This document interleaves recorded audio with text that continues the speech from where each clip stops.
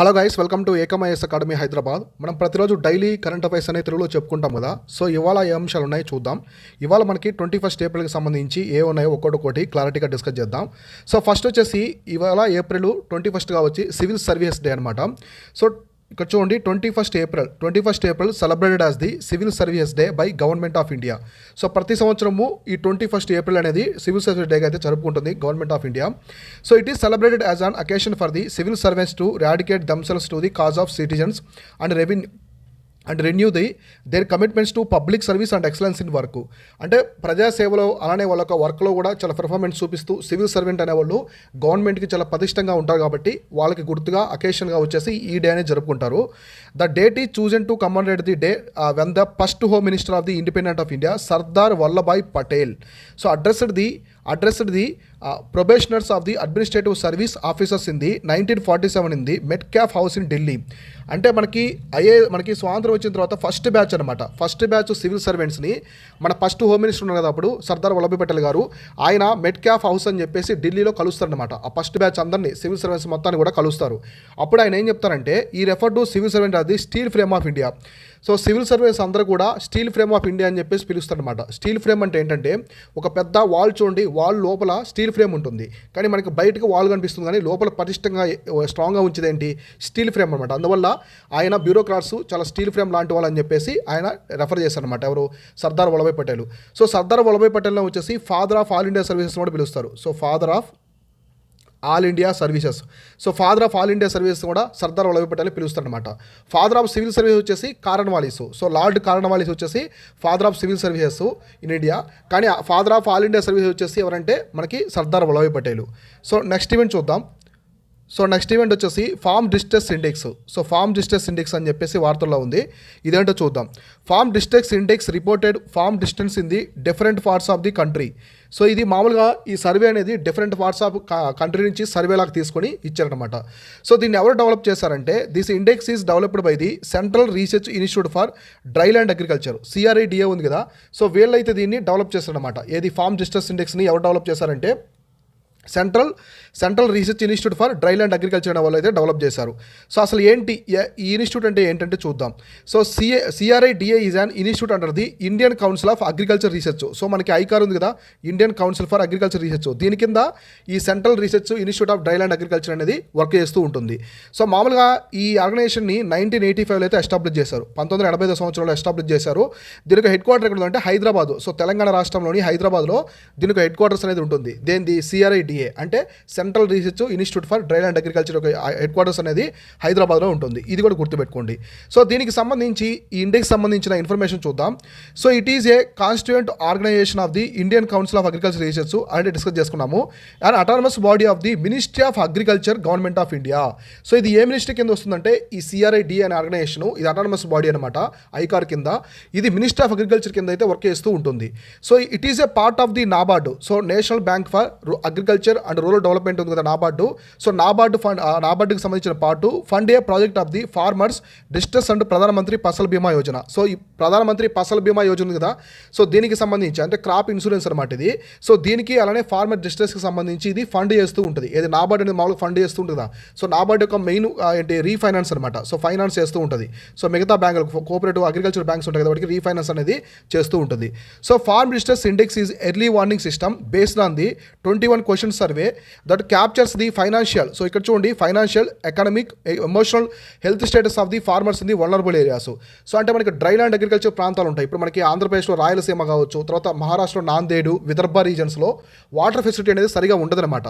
So అటువంటి తరుణంలో ఏమవుతుంది, పంటలు సరిగా పంటగా ఫార్మర్స్ అనేవాళ్ళు చాలా దిగులుగా ఉంటారు. వాళ్ళు ఫైనాన్షియల్ పరంగా కావచ్చు, ఎకనమీ పరంగా కావచ్చు, అలానే ఎమోషనల్ హెల్త్ పరంగా కావచ్చు, వాళ్ళు చాలా ఎమోషనల్ చేసి వాళ్ళు డిస్ట్రెస్కి గురవుతారు అనమాట. అంటే ఒక డిప్రెషన్లో అయిపోతారు. కాబట్టి వాళ్ళ గురించి ఇండెక్స్ అయితే తీసుకొచ్చారు.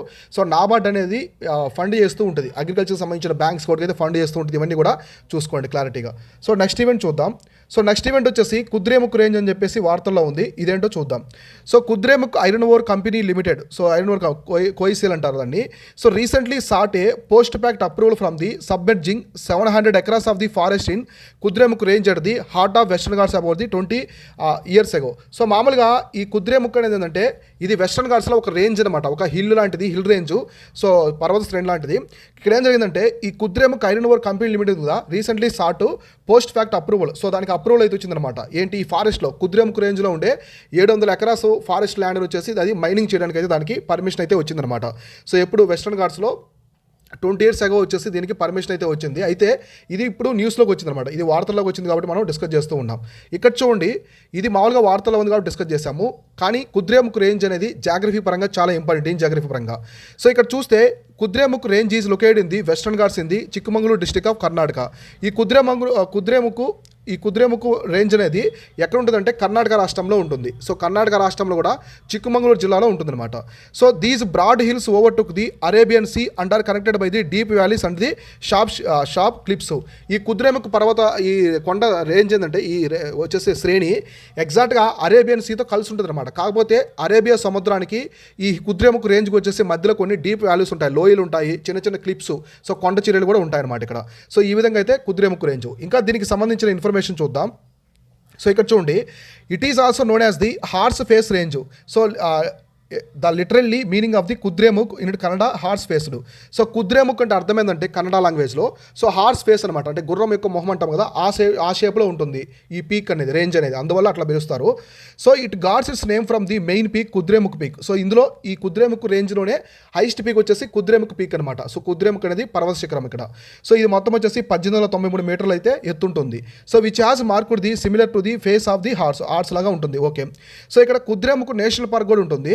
So Kudremukh national park the second largest wild life protected area in the western Ghats located in these ranges. So మనకి వెస్ట్రన్ ఘాట్స్ అంటే పశ్చిమ కనుమల్లోనే రెండో అతిపెద్ద వైల్డ్ లైఫ్ ప్రొటెక్టెడ్ ఏరియా అంటే వన్యమృగ సంరక్షణకు సంబంధించిన ప్రాంతం ఏదంటే ఈ Kudremukh national park. So it is believed that the Kudremukh served as a land mark for the sailors western Coast for the 2000 years.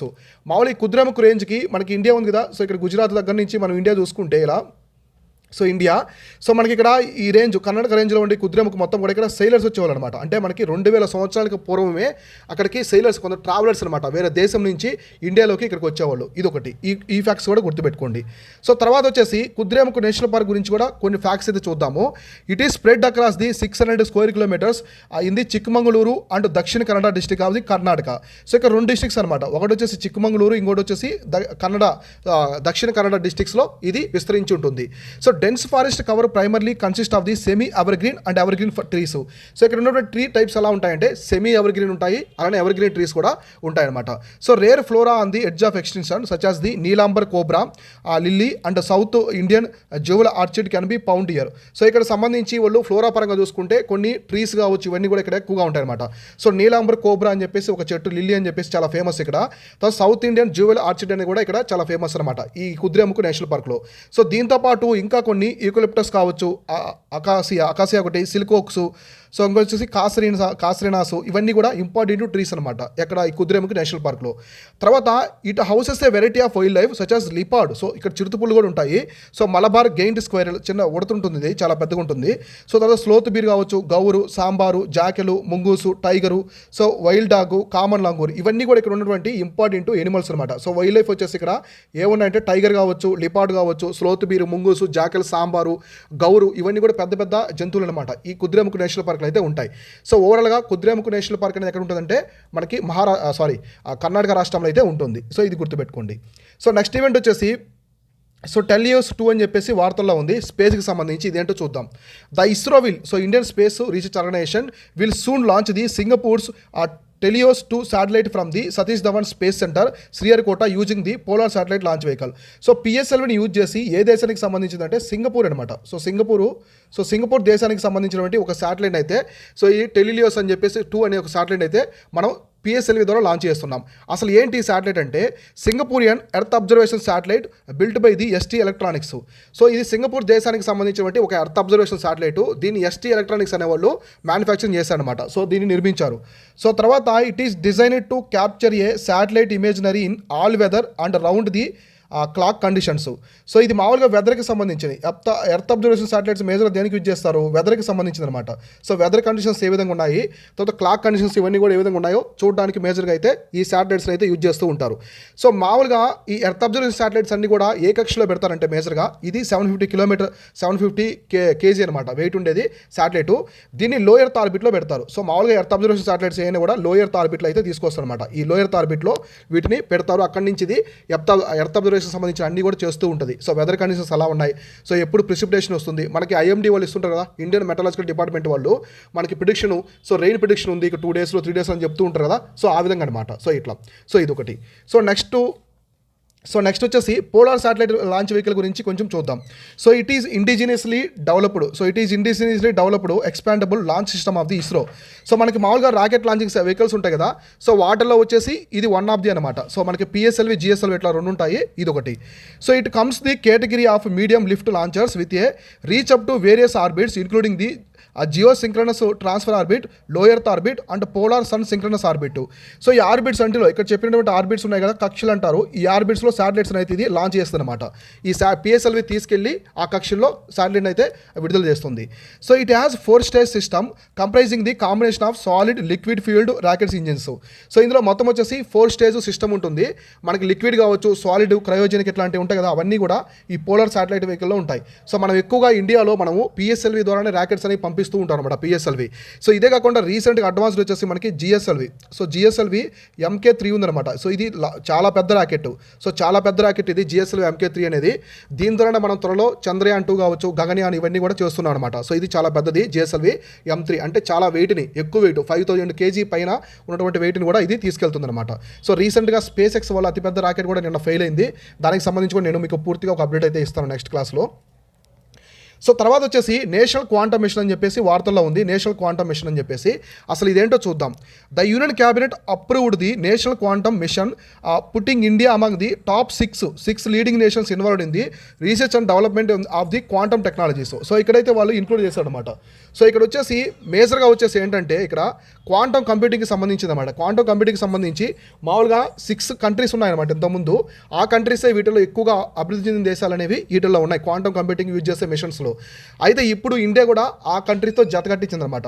So ఇక్కడ టోటల్ కాస్ట్ వచ్చేసి ఆల్మోస్ట్ మనకి 6,003 crores వరకు అయింది. సో 2023-22 అలానే మనకి 2030-31 వరకు.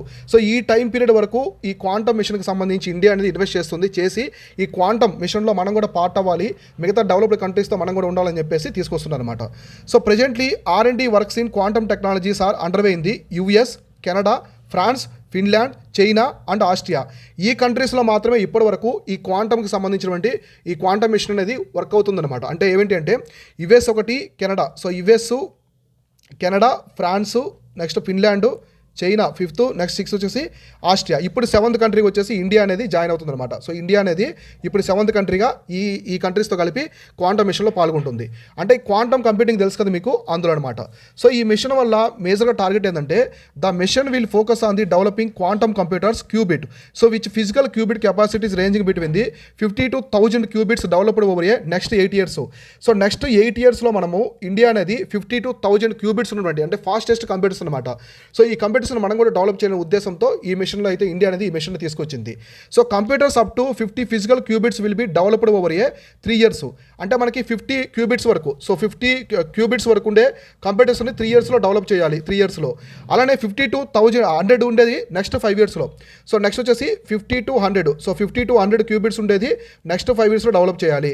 తర్వాత అప్ టు 1000 అనమాట. సో నెక్స్ట్ 100 నుంచి 1000. సో 1000 క్యూబిట్స్ ఉండే కంప్యూటర్స్ని నెక్స్ట్ 8 yearsలో డెవలప్ చేయాలి. ఈ టార్గెట్స్ అయితే ఇలా 3 టార్గెట్స్ అయితే ఇండియా అనేది పెట్టుకుందనమాట. సో క్వాంటమ్ కంప్యూటింగ్ రావడం అనేది ఒక గొప్ప విషయం అనమాట. అది రావడం వల్ల మన ఇండియా కూడా చాలా వరకు డెవలప్ అవుతుంది, సైన్స్ అండ్ టెక్నాలజీ పరంగా చాలా వరకు కూడా డెవలప్ అవుతుంది. సో ఇది ఒకటి. సో నెక్స్ట్ ఈవెంట్ చూద్దాం. నెక్స్ట్ ఈవెంట్ వచ్చేసి Web 3.0 అని చెప్పేసి వార్తల్లో ఉంది. ఇదేంటో చూద్దాం. So discussions around the Web 3 are increasing as it considered as the internet for the next generation. So మనకి ఇంతకుముందు వెబ్ 2.0 ఇట్లా ఉండేదన్నమాట. సో ఫస్ట్ వెబ్, తర్వాత Web 2.0, ఇప్పుడు 3.0. సో ఇక్కడ చూడండి, Web 3 has the potential to change the nature internet from the cooperative owned networks to controlled by the while users maintain the Web 2 functionalities. అంటే web first వచ్చింది కదా 1.1, ఇది only static pages మాత్రమే మాత్రమే ఉంటాయన్నమాట ఇందులో. స్టాటిక్ అంటే మన గూగుల్, యాహూ ఉన్నాయి కదా ఇటువంటి. వెబ్ 2 వచ్చేసి మనము స్టాటిక్ పేజెస్తో మనం ఇంటరాక్ట్ అవ్వచ్చు అనమాట. Static plus interaction. So interaction కూడా అవ్వచ్చు కాబట్టి అంటే మనకి ఫేస్బుక్ కావచ్చు, ఫేస్బుక్ ఇంకా మనకి ఇన్స్టాగ్రామ్ కావచ్చు, ఇట్లాంటి వెబ్ 2కి సంబంధించిన అనమాట. ఇప్పుడు వెబ్ 3లో అయితే మనము కంప్లీట్గా వాటికి సంబంధించిన ఓన్ నెట్వర్క్స్తో కూడా మనము కంట్రోల్ చేయొచ్చు అని చెప్పేసి చెప్తూ ఉన్నారు. It can also described a read write own. So ఇది ఈ ఫీచర్స్ అన్నీ కూడా వెబ్ 3లో ఉంటాయి. So users can govern these blockchain based networks through the crypto currency tokens. As the network grows value can across the community through the rise prizing of tokens. అంటే ఇప్పుడు ఈ web 3 అప్లికేషన్స్ని cryptocurrencies కూడా use చేసుకోవచ్చు. దానివల్ల వాటి యొక్క price range కూడా పెరిగేదానికి అవకాశం ఉంది, టోకెన్స్ అని చెప్పేసి. ఈ వెబ్ 3 అయితే ఫైనల్గా ఎందుకు వార్తలకు వచ్చిందంటే ఇది క్రిప్టో కరెన్సీకి సంబంధించి బ్లాక్ చైన్ టెక్నాలజీ ఉంది కదా, దానివల్ల ఇది వార్తలకు అయితే వచ్చిందనమాట. సో ఇప్పుడు మనము ఈ బ్లాక్ చైన్ టెక్నాలజీ ఉంది కదా, దానికి సంబంధించి కొంత ఇన్ఫర్మేషన్ డిస్కస్ చేసుకుందాం. అసలు బ్లాక్ చైన్ టెక్నాలజీ అంటే ఏంటో చూద్దాం. So block chain is a decentralised digital technology that is designed to secure store data in the way of where hacking and compromising in not easy to current medium and variant internet. Block chain technology అనేది ఒక decentralised digital technology అనమాట. So ఇది fastest technology ప్రైంట్ ఉండే డేస్లో. దీని ద్వారా crypto currency trading అనేది కూడా జరుగుతూ ఉంటుంది. అయితే ఇదేంటంటే ఎవరు కూడా దీన్ని హ్యాక్ చేయలేరు అనమాట. హ్యాక్ చేయలేరు దాన్ని. ఎటువంటి టైంలో కూడా దాన్ని ఆ డేటాని స్టోర్ చేసిన డేటాని వాళ్ళు దొంగలించలేరు అనమాట. ఎందుకంటే అంత ప్రైవసీ ఉంటుంది ఇందులో. బ్లాక్ చైన్ టెక్నాలజీ అంత ఫాస్ట్గా ఉంటుంది. సో ఫ్రాక్షన్ ఆఫ్ సెకండ్స్లో కొన్ని క్రోర్స్ ఆఫ్ ట్రాన్సాక్షన్స్ జరుగుతూ ఉంటాయి క్రిప్టో కరెన్సీ సంబంధించి. అందువల్ల సో దీనికి father of block chain technology ఎవరిదంటే సతోషి నకమాటో. నేను ఎంతమంది కూడా చెప్పాను, సతోషి నకమాటో అనే వ్యక్తి ఈ father of block chain technology అనమాట. నకమాటో. సో సతోషి నకమాటో అయినా father of block chain technology. So తర్వాత the best known for its use in the crypto currency. So మేజర్గా ఈ బ్లాక్ చైన్ టెక్నాలజీని ఎక్కడ యూజ్ చేస్తారంటే క్రిప్టో కరెన్సీలో యూజ్ చేస్తారు. మనకి బిట్ కాయిన్ కావచ్చు, Ethereum. So where it is use to store and transport digital currencies in the secure transport way. So ఒక పర్సన్ నుంచి, ఒక ఏ అనే పర్సన్ నుంచి బి అనే పర్సన్స్కి క్రిప్టో కరెన్సీ ట్రేడింగ్ జరుగుతూ ఉంటుంది. ఇదంతా ఎన్క్రిప్షన్ డేటా ఉంటుంది అనమాట. ఎవరు కూడా దాన్ని డీక్రిప్షన్ చేయలేరు. అంత టెక్నాలజీ ద్వారా ఉంటుంది క్రిప్టో కరెన్సీ అనేది. ఫాస్టెస్ట్ టెక్నాలజీ, ఎవరు కూడా హ్యాక్ చేయలేరు. అంత గ్రేట్ టెక్నాలజీ అయితే ఇందులో ఉంటుంది. సో మేజర్గా ఇవి క్రిప్టో కరెన్సీస్కి ఎక్కువగా అయితే బ్లాక్ చైన్ టెక్నాలజీ అయితే యూజ్ చేస్తూ ఉన్నారు.